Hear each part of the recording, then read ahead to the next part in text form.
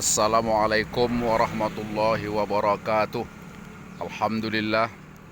Wassalatu wassalamu ala rasulillah alladzi la nabiyya ba'dah. Saudara-saudara, generasi milenial, mahasiswa milenial, pada hari ini bertepatan dengan 1 Muharram 1442 Hijriah. Tentu kami segenap kru Islam Transitif bersama lembaga Transitive Learning Society mengucapkan selamat memasuki tahun baru Hijriah. Semoga kita, bangsa ini, umat ini terus bergerak memasuki era digitalisentris dalam rangka untuk membangun sebuah peradaban umat manusia. Tentu saja peradaban Indonesia yang lebih menggairahkan, mensejahterakan sekaligus membahagiakan dalam bingkai kemaslahatan umat manusia. Saudara-saudara, sekarang saya sedang berada di Desa Sukamaju, Kecamatan Sunggal. Ini di sini ada padang padi yang luas sejauh mata memandang. Tentu saja ini bagian daripada gerakan total produksi masyarakat kita dalam rangka untuk memenuhi kebutuhan daripada katakanlah masyarakat, bangsa dan negara kita ini dalam rangka untuk berupaya swasembada pangan, insya Allah semoga dapat ke depan diwujudkan dalam konteks keindonesiaan ini. Saudara-saudara, dalam kesempatan ini saya ingin sampaikan kembali tentang tafsir Al-Wasi yang didukung oleh ataupun menggunakan 5 bentuk pendekatan. Pertama adalah pendekatan linguistik, pendekatan lughawiyah, baik dalam konteks mikro maupun makro, baik dalam bentuk sintaksis, dalam bentuk morfologis, dan lain-lain yang terkait dengan pendekatan kebahasaan. Ini digunakan dalam kajian Islam transitif. Mengapa demikian? Sebab Al-Quranul Karim adalah bahasa Arab, bahasa yang sangat banyak memiliki unsur-unsur keilmuan untuk memahaminya.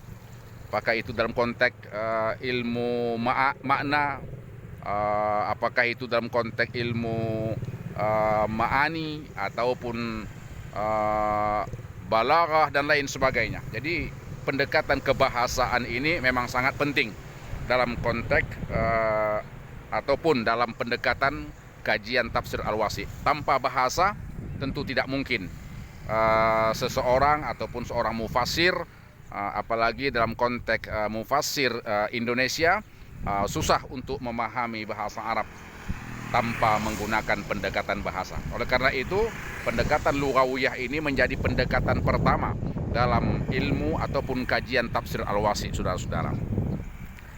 Tentu saja dalam kesempatan ini saya tidak menjelaskan secara rinci, sebab fokus kita dalam seri-seri dakwah ini khusus kepada Islam transitif. Sedangkan tafsir Al-Wasi ataupun kajian tafsir Al-Wasi insya Allah akan kita buka dalam bab tersendiri jika nanti insya Allah buku tafsir Al-Wasi telah kita luncurkan dan sekarang sedang dalam oret-oret ataupun pembuatan draft. Insya Allah mohon doa semoga kita sehat-sehat semua. Insya Allah buku ini dapat kita luncurkan nantinya. Nah, saudara-saudara, pendekatan yang kedua dalam tafsir Al-Wasi itu adalah apa yang saya sebut dengan pendekatan sosiologis, pendekatan al-ijtimaiyah. Mengapa pendekatan sosiologis ini penting? Sebab salah satu landasan pikir adalah bahwa hampir tidak ada ayat Al-Quranul Karim yang tidak bersentuhan dengan konteks sosiologis. Hampir tidak ada ayat Al-Quranul Karim yang tidak bersentuhan dengan persoalan kehidupan bermasyarakat. Oleh karena itu, pendekatan sosiologis ini menjadi amat sangat penting. Karena bahkan amal-amal ibadah kita, walaupun amal batin sekalipun, akan diukur kebermanfaatannya, kebenarannya apabila dia memberikan dampak secara sosiologis, tentu saja dalam dampak kebermanfaatan dalam kehidupan bermasyarakat, berbangsa, dan bernegara.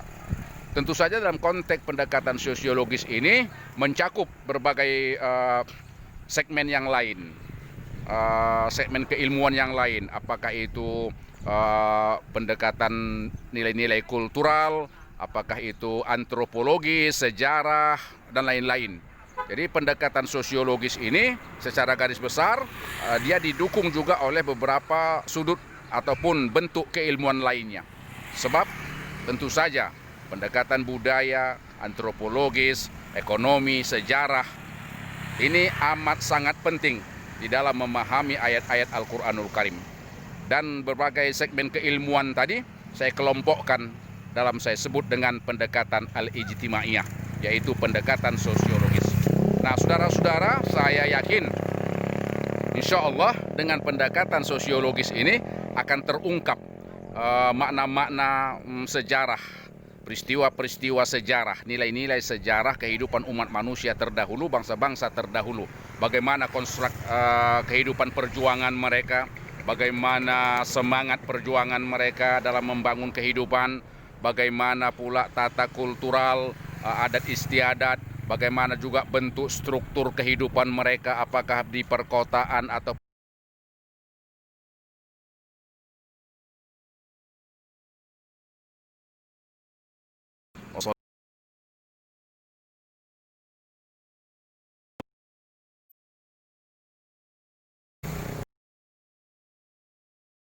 bangsa dan bernegara. Barangkali demikian untuk sementara waktu. Wassalamualaikum warahmatullahi wabarakatuh. Salam transitif.